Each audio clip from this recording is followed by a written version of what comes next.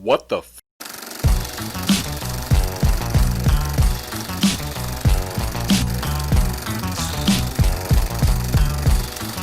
Spoiler alert. Please be advised that the following video will contain spoilers for Lovecraft Country.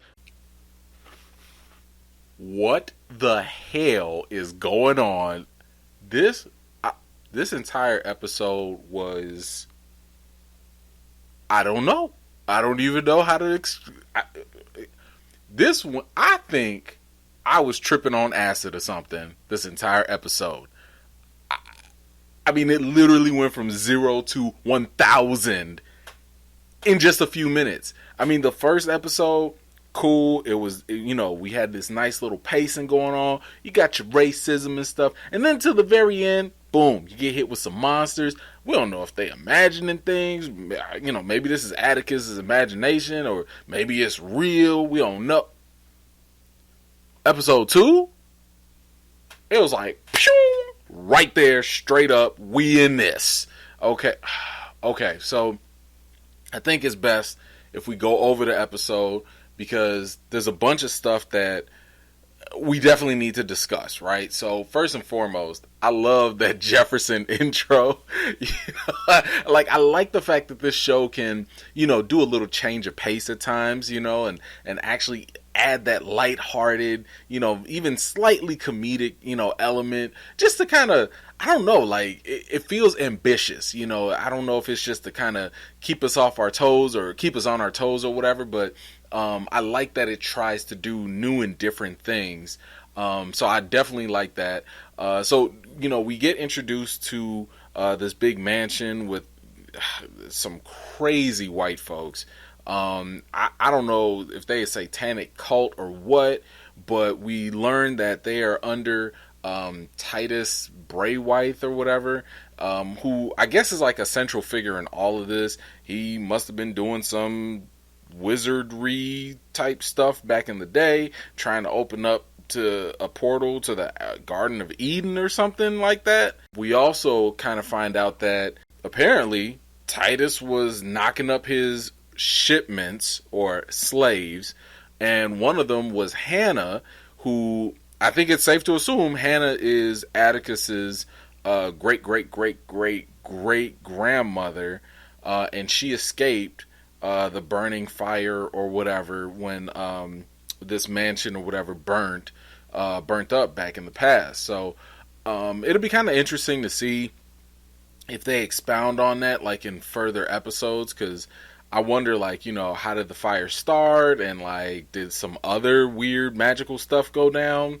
We don't know, but I'm hoping that we kind of get a little bit more into that. But then we get introduced to this William guy who is already just having all these creepy vibes about him. I mean, and what makes him creepy is the fact that he's nice, but he's a little too nice. I mean, let's not forget, this is Jim Crow era, and you don't have white folks coming up to you with clothes and giving you food and shelter and protection and talking about treat you like family. Man, what?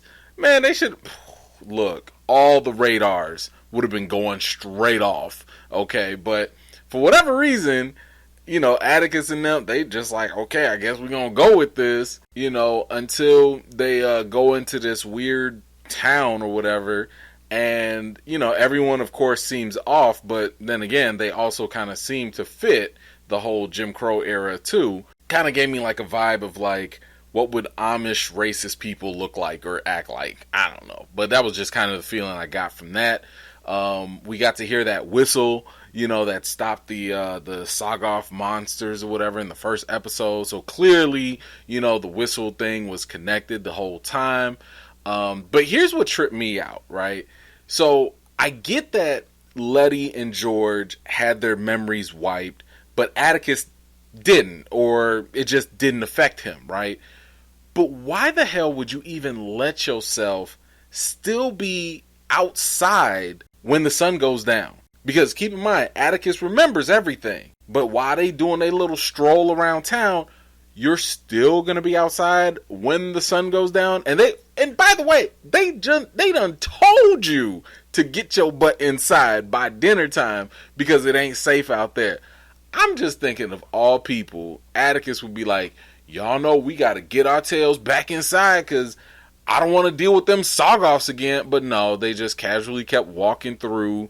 And of course, the monsters pop up until Christina, the white wizard lady or whatever, comes and blows the whistle and calls them off. So I think, and this was kind of like at the point where we really started to get that confirmation that magic is real, which to me kind of feels a little rushed, because I'm sitting here thinking to myself, like, granted, I haven't read the book, so I don't know, but I was kind of thinking like, man, it'd be kind of cool if they would keep teasing it, kind of playing with our minds as if like, is the magic real or is it imagination? But no, at this point, Atticus is like, man, you use the spell, and so we know that spells are real, magic is real. That's probably how the car got magically fixed up after the accident. But it was kind of interesting how when Atticus asked Christina to take the spell off of George and Letty to help them remember what happened, and all of a sudden they started screaming, and I was just like, yo, I don't know how to feel about that, right? Because, I mean, think about this. If you had that traumatic experience where you was almost eaten alive by these huge monsters or whatever, would you want to remember that? I mean, now I'm kind of questioning things like, maybe Christina did them a favor, because, like, you got to live with that kind of trauma now in your head, and I don't know. You guys let me know. Would you want that memory, or would you want that, forget me not spell or whatever? Would you want that spell to help you forget? I don't think I'd want to remember that. But when it came to the magic and stuff, now everybody's seeing these illusions. Uncle George is clearly seeing someone from his past. But, he still had the foresight to kind of be like, you ain't real. I'm still dance with you, though. But you ain't real, But, hey, when Letty and Atticus started hooking up, that completely sent me off. And when I tell you, I heard about whipping out the snake, but they ain't have to go literal with it with Atticus like that. I'm just saying, he ain't had to pull out the python like that on her. Hey, but she ran from it though, let me stop. But the craziest thing was just the fact that while they're going through all these illusions and stuff, you got all these rich white folks, I'm assuming, outside their rooms watching them, fighting that, other soldier and, fighting with Atticus and dancing and stuff. You got them watching these black folks as if they're on display, and immediately, I don't know about you, but immediately I'm like, this feels like Get Out. This is where Jordan Peele's influence felt the strongest.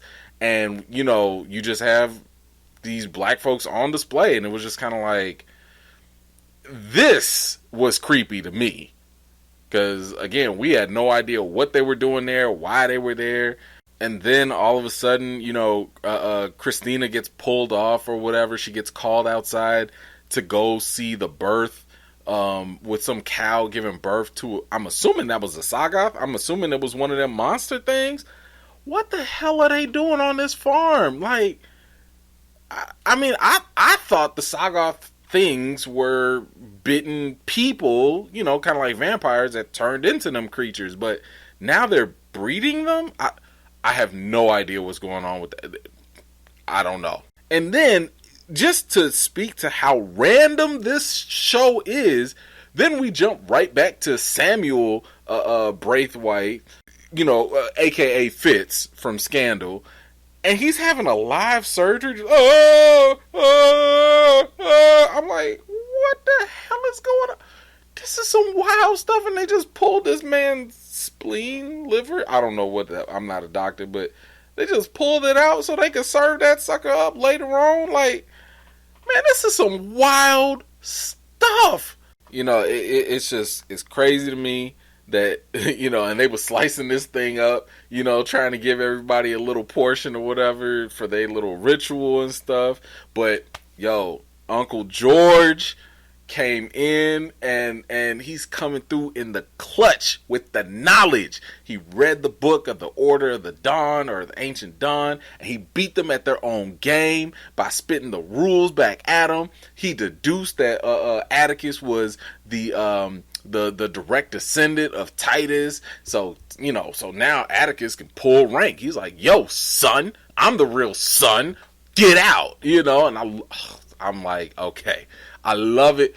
I love that beat them at their own game, type of situation. And then of course, they find Montrose, like, actually buried under that stone tower. And once again, why can't black folks go anywhere? I'm sitting here like, thank you. Y'all finally did it. Y'all got Montrose. Y'all headed out. Y'all driving. Then invisible spell blockade. Like, we can't do nothing. Oh, I mean, this show continues to play with my blood pressure, and I don't appreciate it. We can't escape. And then you got Samuel out here popping the cap in Letty, and I'm sitting here like, why? Why you gotta do that?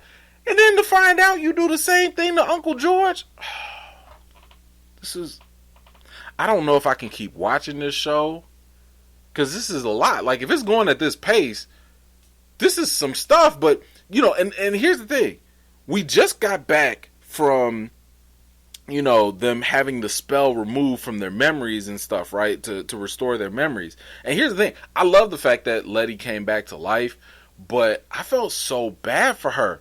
She just got her memories back, so she remembers all the monsters, but she remembers dying also. And I mean, just to see her in the bathroom floor, just, going in, I was just like I just felt bad for her, because I'm like, how do you mentally process any of that stuff? Like, and not just have a mental breakdown, but to even more crazy stuff. Then we got Atticus being subjected to this ritual where they're opening the door to the Garden of Eden, and all the plants and stuff are rising up. I'm like, yo, are they about to change him into Captain Planet? Like, what is going on here? And then, of course, as they do this, we see like the image, I'm assuming, of Hannah, his great grandmother or whatever. And she's standing there, and I don't know if it was Hannah that disrupted the spell, maybe, or did something, but hey, it turned my man Fitz or Samuel to a pillar of salt.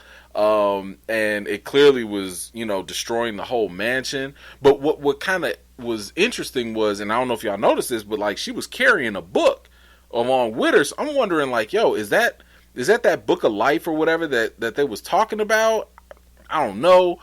But either way, I mean, I just know that once Atticus finally escapes, I'm thinking like, okay, we got a happy ending. Everything's all good. Like, that was a close one. And then they had to go kill Uncle George. I just started having the Bone Thugs and Harmony, just playing in my mind. And I'm just like, man, I miss my Uncle George, y'all. Man, y'all ain't have to do him like that, But at the same time, Uncle George was kind of falling into scary movie rules, He was putting two and two together way too quick. And if you know a little too much in these horror movies, you gonna die. And you know why you gonna die? Because you're gonna make the movie short because you know too much. So they had to get rid of him, and I didn't like that.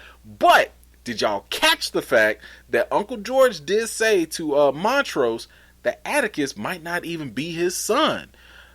I don't know what that means, because Montrose was like, oh, we sorted that out or whatever, but it was just like one little last curveball, I guess, just to throw our way. But either way, I was hurt that, that they even got to that point, that they got rid of Uncle George.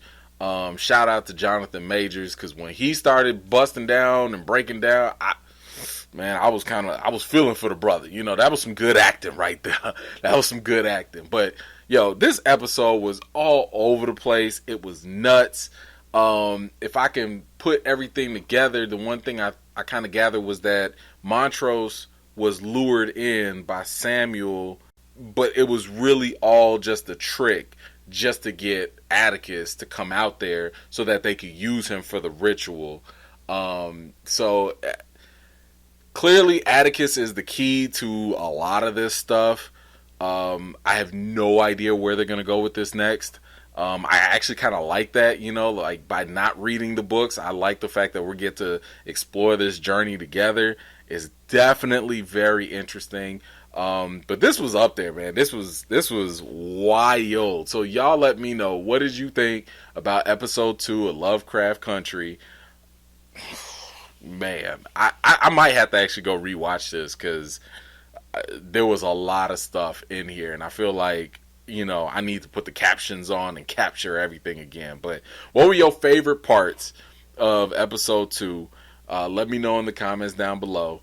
And yeah, we're going to keep this going. I'm going to do, videos after every episode. So yeah, definitely be sure to subscribe if you haven't already.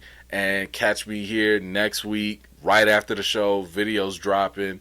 And we could talk about this, because this show right here, I got a real good feeling about it. I think it's going to do great. So anyway, I got more videos and reviews to do for you all. Until next time, I'll see you all later.